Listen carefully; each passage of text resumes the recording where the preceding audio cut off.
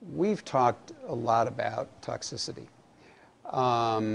And we all know today that with what's going on in our environment, we need to get indoors, outside and in our house to be able to be safe.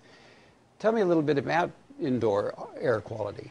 You know, it's one of the worst situations that we have to deal with right now, one of the most chronic.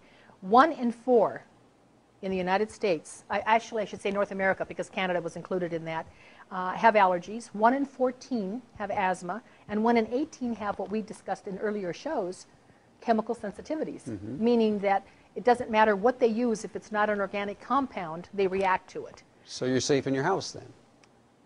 No, you're not. Because you've got dust, cleaning products, carpeting. People paint their homes and they don't use paint that doesn't contain any volatile organic compounds. I was just recently quizzed by a local radio station about toxic paints.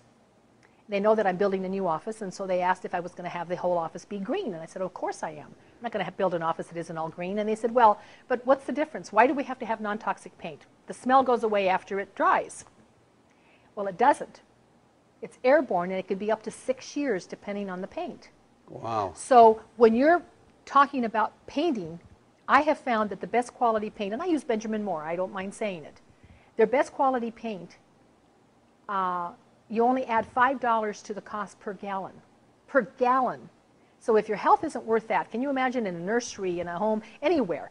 You have to have your body be in an environment that's 80% clean so that the 20% of the time that you are in a polluted environment, it's not going to sabotage you. We're not going to exceed that toxic load we talked about earlier, that the body exceeds its toxic load at a certain level. So we try to keep the air quality as clean as possible, and that's from everything, including, I have a very, very close friend that helps me teach a lot, and I teach in schools locally, and his name is Dusty.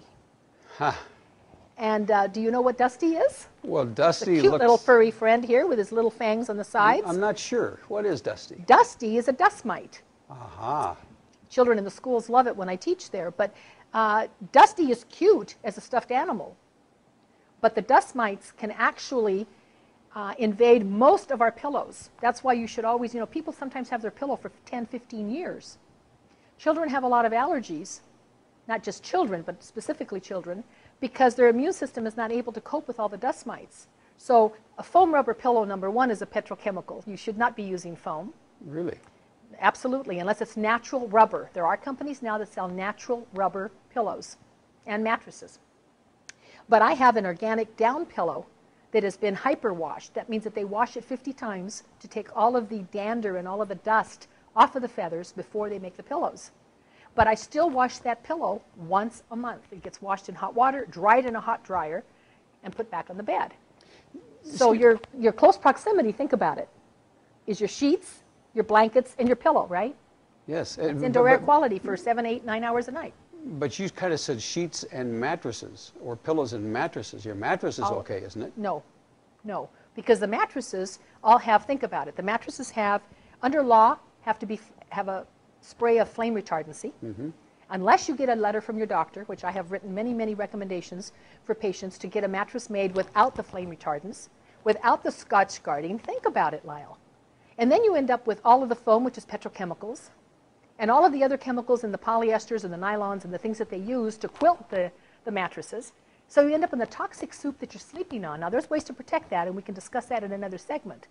But if you're going to have to be in a regular mattress, the least you can do is make sure that you launder your sheets correctly, meaning that you use an organic fabric softener, whether it's a liquid or a sheet, that is scented with something that's an essential oil, not a synthetic fabric softener sheet that has petrochemicals and many times even formaldehyde.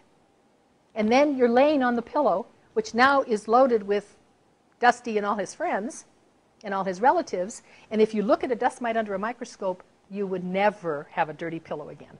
It's that dangerous. I wonder if we can revisit this. You've pretty much shocked me as we are now. Oh, but he's so cute. Yes, and I understand there's probably 500,000 of those in there too. Exactly, exactly. But there are 3 or 4 other things that I'd like to ask you about around the house, so if you don't mind, let's pick back up at another time. Absolutely, I'd be happy to. Thank you. Thank you.